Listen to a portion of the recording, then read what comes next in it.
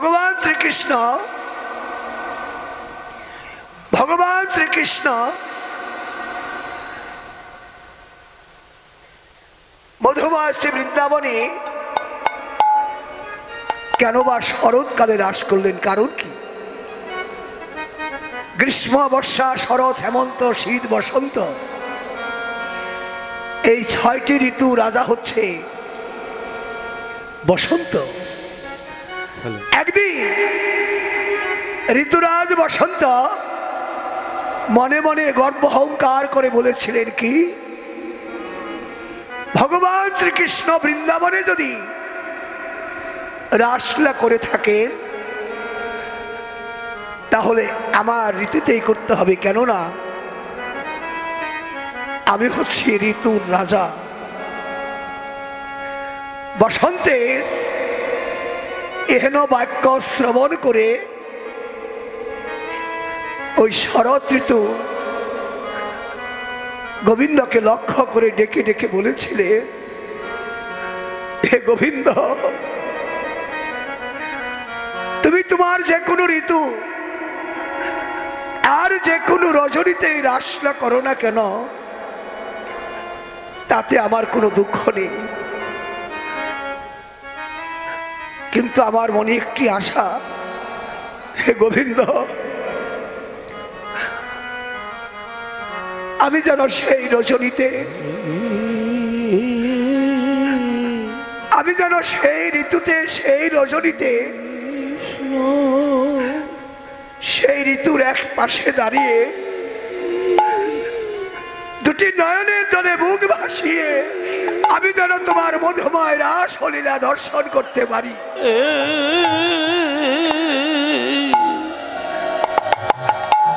হে গোবিন্দ, আমি যেন সেই মধুময় রাসলীলা দর্শন করতে পারি, কিন্তু না, ভগবান শ্রীকৃষ্ণ আজ মধুময় বৃন্দাবনে এমন একটি ঋতু, এমন একটি রজনী বেছে নিয়েছেন, শরৎ। কাকে বলে?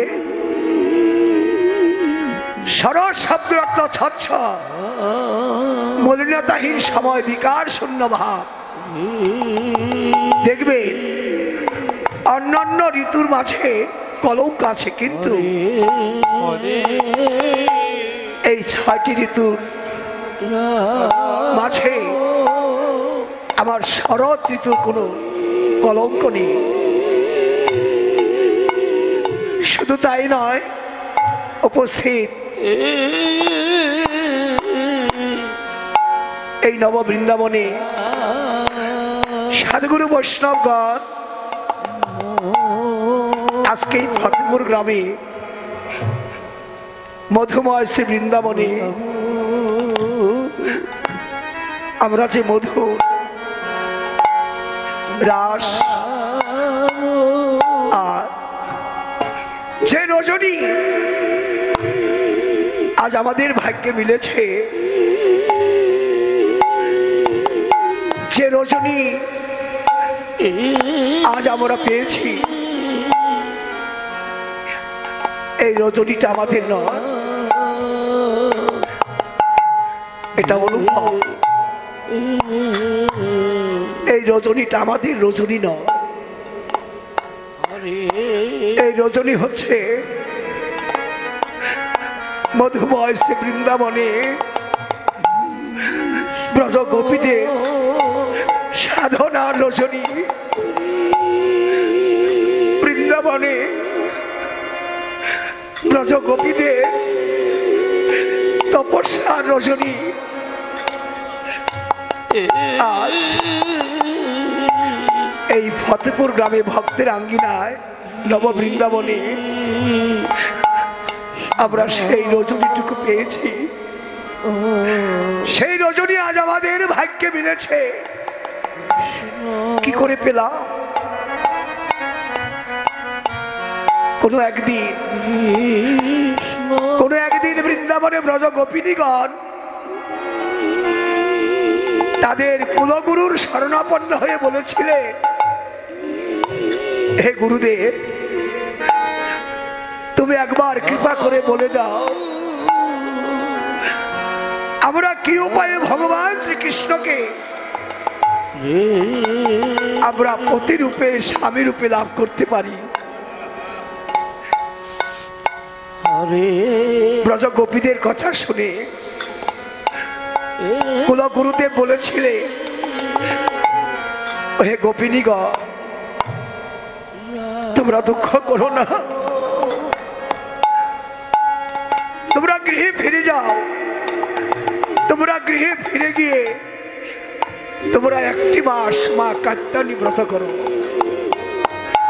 শেষ ব্রতের দিন যেদিন তোমরা যমুনায় অবগাহন করতে নামবে, সেদিন ভগবান শ্রীকৃষ্ণকে দর্শন করে তোমাদের সকলের মনোবাঞ্ছা তোমাদের মনোবাসনা তোমরা পূরণ করো। ব্রজ গোপীগণ ওরা আপন গৃহে ফিরে বালুকার দ্বারা মায়ের মূর্তি তৈরি করে পাশে পুষ্প নৈবেদ্য সাজিয়ে 1 মাস অভিসান্ন খেয়ে 2টি নয়নের জলে মুখ ভাসিয়ে ভগবানকে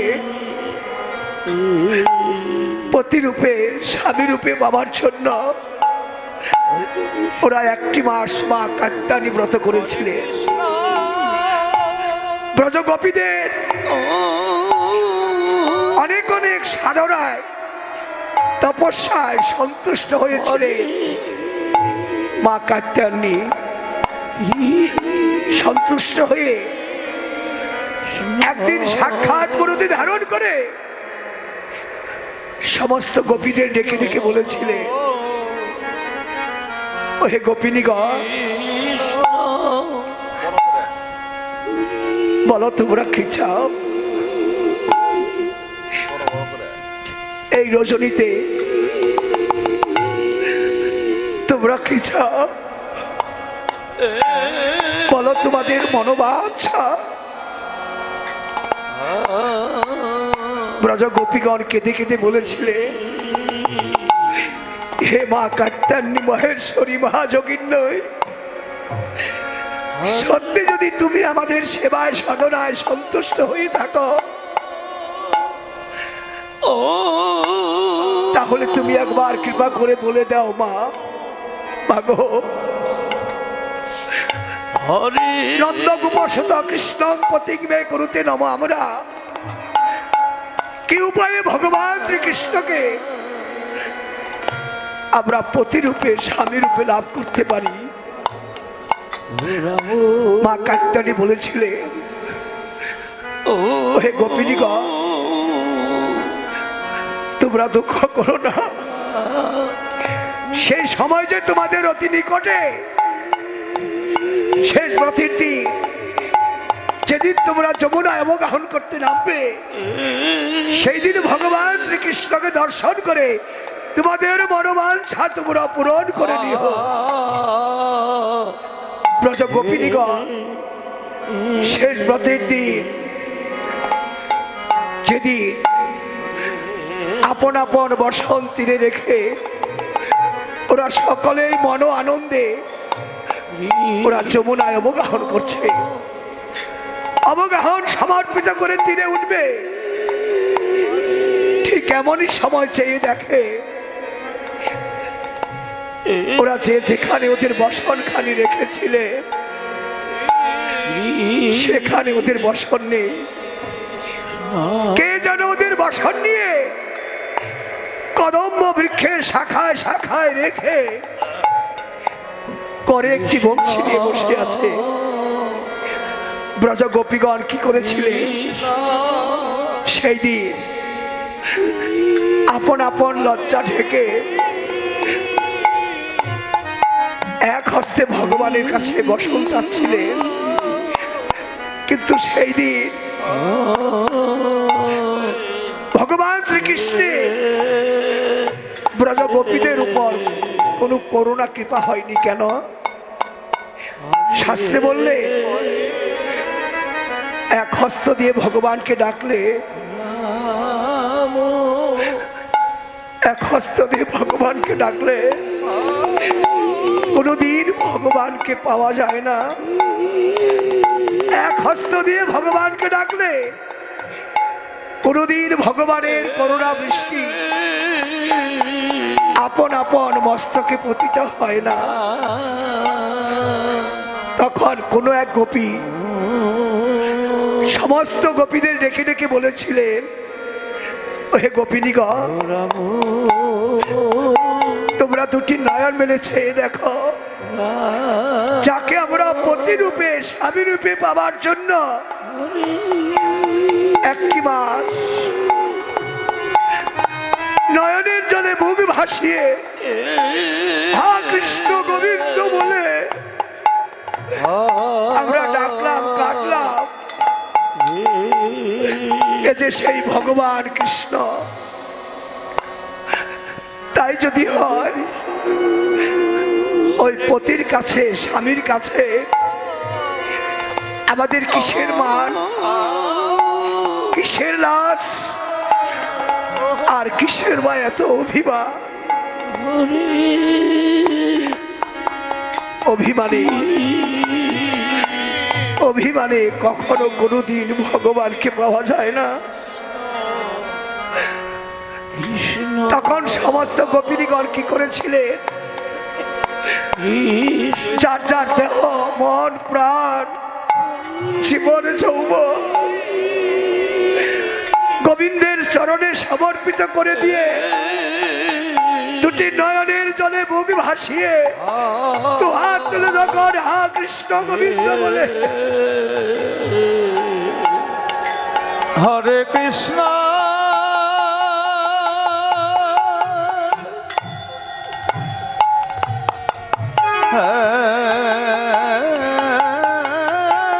হা কৃষ্ণ গোবিন্দ বলে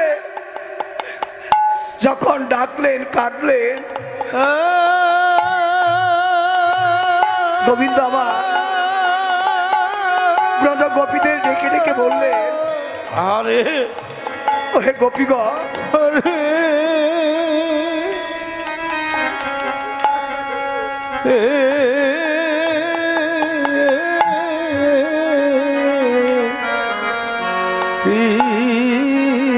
কৃষ্ণ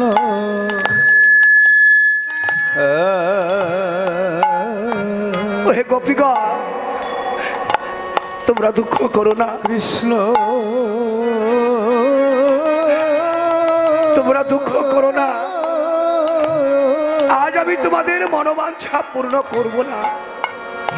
আগামী কৃষ্ণ শারদীয়া পূর্ণিমা রজনী সমূহে আমি বংশীধ্বনি করব।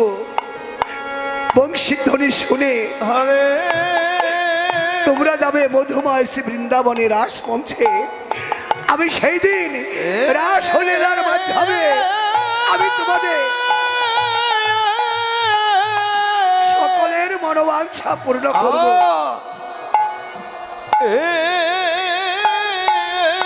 হে বৈষ্ণবগণ,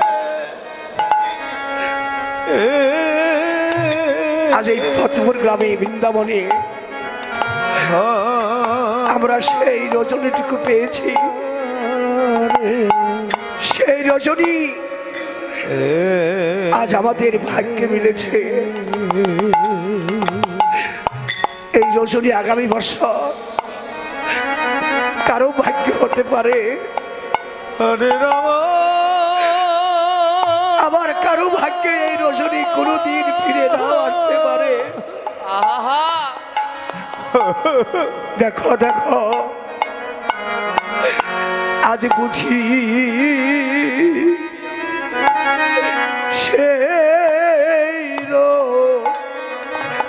সেই রজনী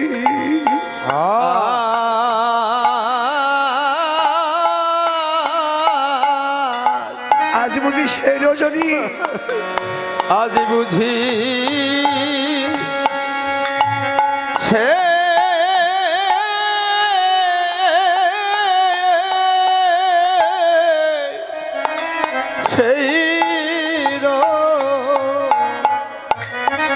রজনী।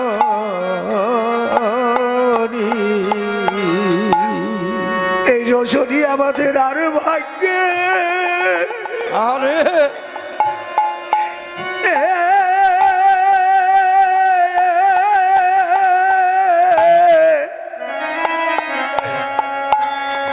ভাগ্যে হয় কি না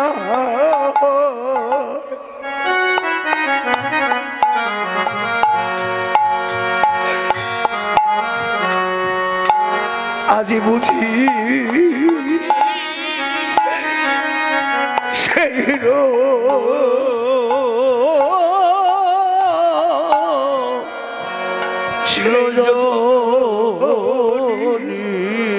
আমাদের আরে ভাগ্যে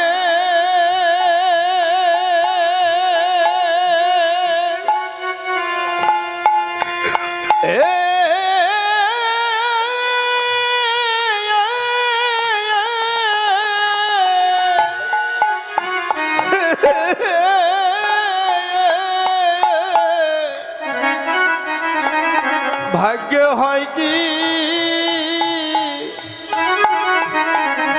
হয় কি না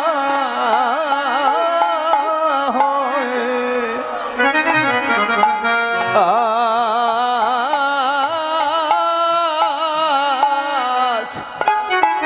আজ বুঝি সে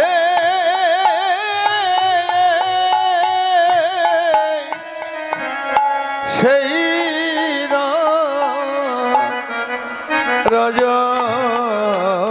রজনী আমার রাধা গোবিন্দে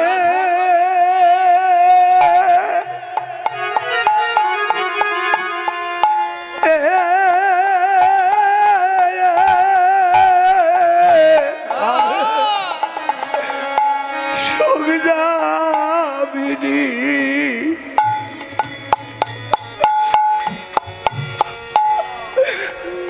আজ বুঝি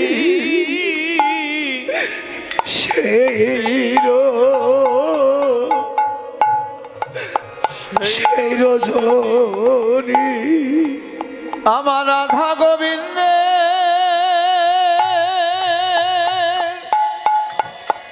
আরে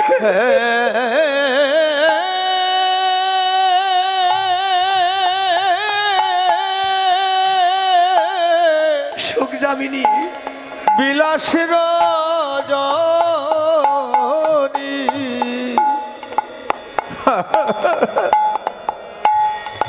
আজ বুঝি সেই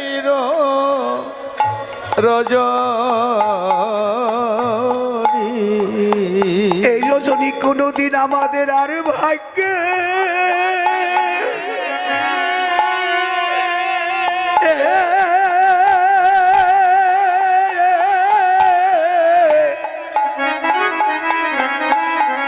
ভাগ্যে আমাদের হয়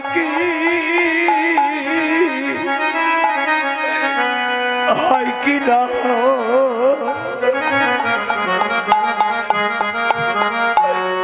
আজ বড়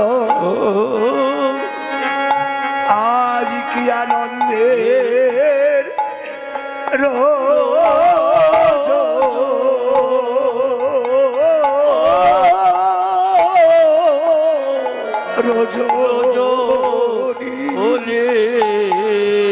আজ বড় ভাগ্য ফলে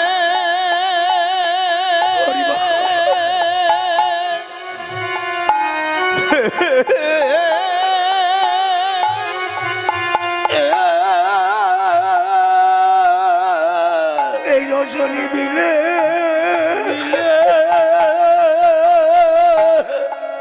মিলেছে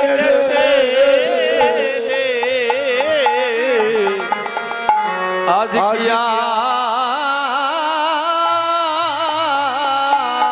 আরে কি আনন্দে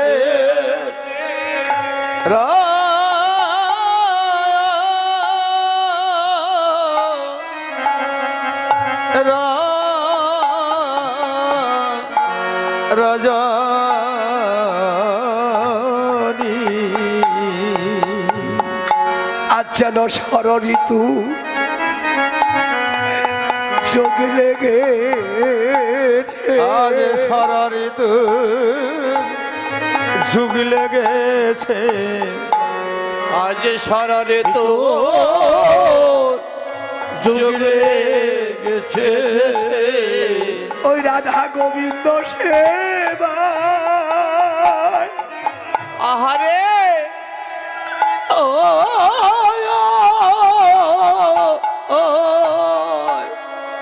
লাগিবে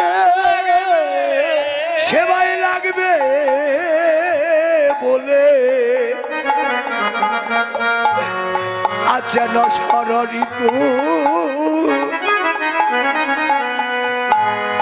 চোখ লেগেছে রাধা গোবিন্দ সে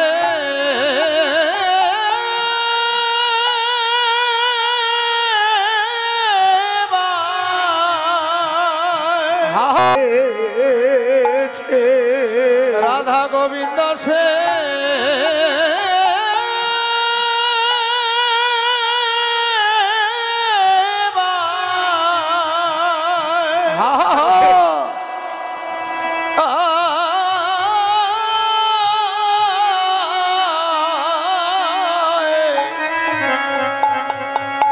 সেবাই লাগিবে বলে আজ যেন ষড়ঋতু আজ ষড়ঋতু যুগ লেগেছে আজ মন্দ মন্দ পবন বহে মন্দ আজ পবন বহে মন্দ মন্দ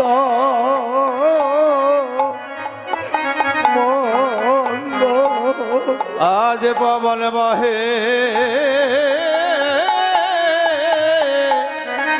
মন্দ মন্দ এইটা ছড়াবে বলে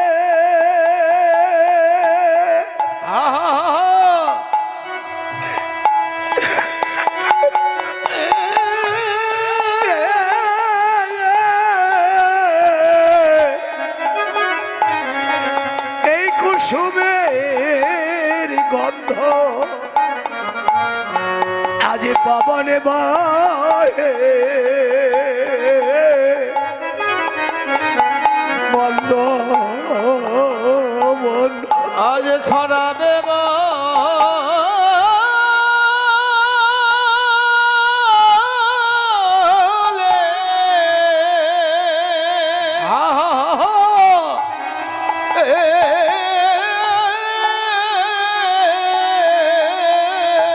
কুসুমের গন্ধ আরে কুসুমের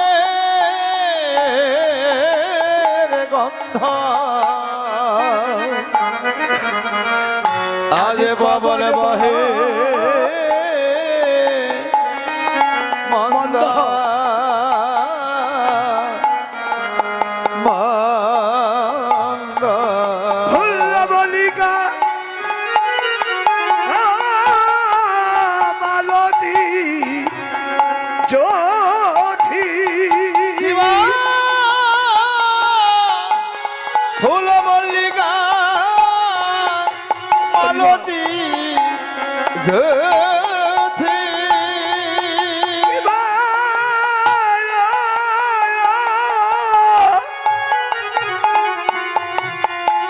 ফুল্লবলিকা মালতী জ্যোতি আরে ফুল মল্লিকা হরি মালতী জ্যোতি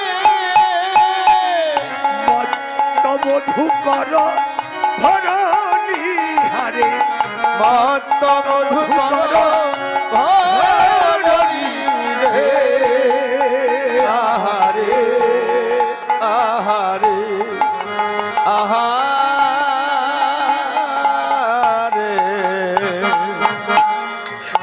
আজ বাগানে কুসুম ওঠে ফুটিল রে। আর বাগানে কুসুম ফোটি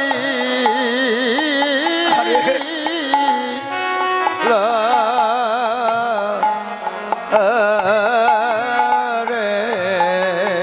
ওই যে রাধা গোবিন্দ সেবা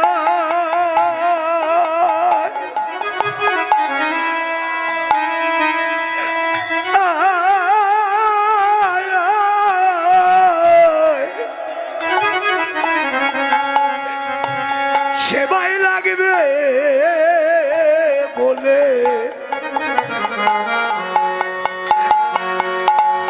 আজ বাগানে কুসুম ফোটি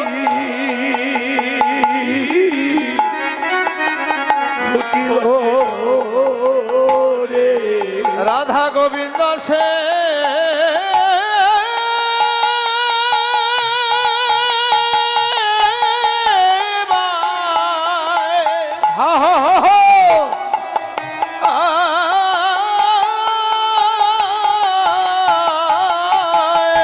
সেবায় লাগবে সেবাই লাগিবে বলে আজ বাগানে কুসুম ফুটিল রে।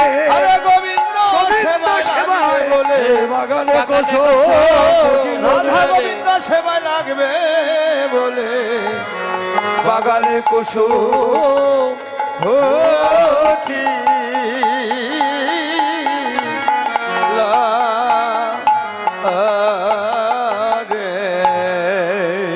এই জগতে দেখা যায় বাবা এক একটি ঋতুর মাঝে এক একটি ফুলের আবির্ভাব।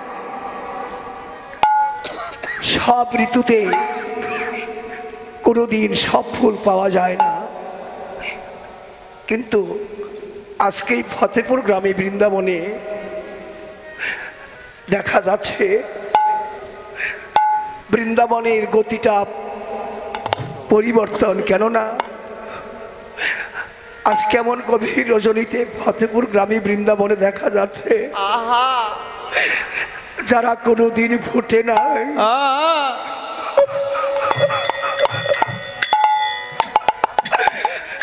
আজ তারাও ফুটেছে। যারা কোনো দিলে ফোটে না যেন তারাও ফুটেছে। যারা কোনো দিন ফোটে না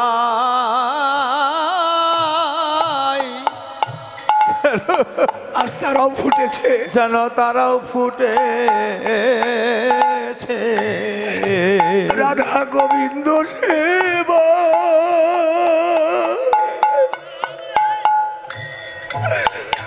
আয়, আয়, সেবাই লাগবে।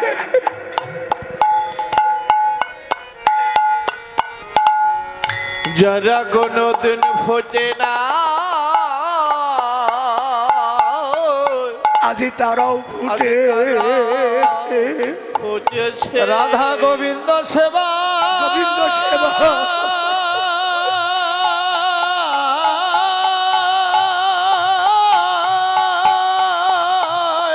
আরে সেবাই লাগবে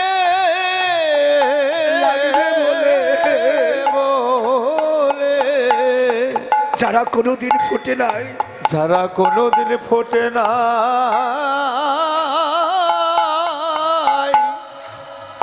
যেন তারাও ফুটেছে।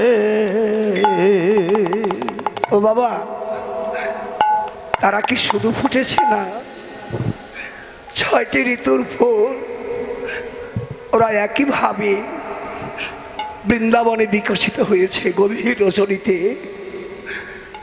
ফুলগুলি বলছে, এমনই গভীর রজনীতে বিকশিত হলাম, সঙ্গে নিয়ে এসেছিলাম কি আপন আপন সুগন্ধ। এক একটি ফুলের এক একটি গন্ধ, প্রতিটি ফুল আপন আপন সুগন্ধ নিয়ে গভীর রজনীতে ওরা সকলেই বৃন্দাবনে বিকশিত হয়েছে, কিন্তু ফুলের মনের দুঃখ, হরে ফুলের মনের দুঃখ কি? ফুলগুলি বলছে কৃষ্ণ এমনই গভীর রজনীতে বিকশিত হলাম, হরে রাম সঙ্গে নিয়ে এসেছিলাম বুক ভরা সুগন্ধ। কেন? ওই গোবিন্দ সেবায় নিবেদিত করার জন্য, রাম গোবিন্দকে হরে হরে পৌঁছাবার জন্য। কিন্তু আমাদের ভাগ্যে হলো না, ছোট হরে কৃষ্ণ আমাদের ভাগ্যে হলো না, কৃষ্ণ কৃষ্ণ হরে আমাদের ভাগ্যে হলো না। কেন না? ফুলগুলি বলছে আমাদের তো কোনো শক্তি নেই, প্রভু আমাদের কোনো শক্তি নেই। ভাবুক বললেন না, হরে এই জগতে কারো বান্ধব, কারো শক্তি না থাকলে হরে কৃষ্ণ আজকে বৃন্দাবনের বাগানে যারা বিকশিত হয়েছে, কৃষ্ণ হা হা ওই প্রতিটি ফুলের বান্ধব আছে। হরে হরে হরে রাম প্রতিটি ফুলের বান্ধবকে, বৃন্দাবনে ফুলের বান্ধব হচ্ছে একমাত্র বাতাস। হরে হরে বাতাস ফুলের বান্ধব হয়ে প্রতিটি ফুলের অঙ্গগন্ধ ওই গোবিন্দ অঙ্গে পৌঁছায় দিচ্ছে। তাই তো ফুলের বান্ধব বাতাস। আমার এই দাদা আমার অনেক কীর্তন সেরেছে বাবা। আমার এই কীর্তন মিডিয়া 10 লেখলে বহু কীর্তন, আমার কীর্তন, অন্যান্য কীর্তনের কীর্তন, বাউল গান, কবি গান, শব্দ গান, লীলা কীর্তন, নাম কীর্তন, অনেক কিছু পাবেন। আপনারা এই চ্যানেলটা সাবস্ক্রাইব করবেন, এটা আমার অনুরোধ। আমার ইউটিউব চ্যানেলে কি এই যে কীর্তন মিডিয়া দাদা, খুব ভালো দাদা আছে, সবাই চলে গেলে এটা যাবেন, এটা থাকবি, খুব ভালো। এনার চ্যানেলে ভালো ভালো কীর্তন আছে, কীর্তন মিডিয়া 10 লিখবেন, অনেক কীর্তন আসবে, আপনারা শুনবেন। আমাদের অনেক কীর্তন ছাড়া আছে। কীর্তন মিডিয়া 10 সকল সনাতন ধর্মে যত বড় বড় কীর্তনীয় আছে হয়েছে নাম কীর্তন, লীলা কীর্তন, এই যে কীর্তন মিডিয়া এই চ্যানেলটি, সকল কীর্তনীয়দের কীর্তন এই ইউটিউব চ্যানেলে পাবেন আপনারা। সনাতন ধর্মীয় অনুষ্ঠান ইউটিউব চ্যানেল কীর্তন মিডিয়া, আপনারা সাবস্ক্রাইব, নতুন নতুন কীর্তন আপনারা সাবস্ক্রাইব করবেন। এবং অষ্টকালীন নীলা কীর্তন, গীতা পাঠ, মহানাম যজ্ঞ অনুষ্ঠান, এক নাম নীলা কীর্তন, আপনারা সকলেই ওই চ্যানেলে সাবস্ক্রাইব করবেন। গীতা পাঠ, ভাগবত পাঠ, সকল কিছু এই চ্যানেলে দেখতে পাবেন। এবং সকলেই দেখবেন এবং বেশি বেশি করে শেয়ার করবেন, যেন সকলের মাঝে দাদা আরো ভালো ভালো কীর্তন আপনাদেরকে উপহার দিতে পারে। কীর্তন মিডিয়া সকল ভক্তগণই এই চ্যানেলটি দেখবেন। হ্যাঁ, তো গৌর হরি বল। হরি বল হরি বল।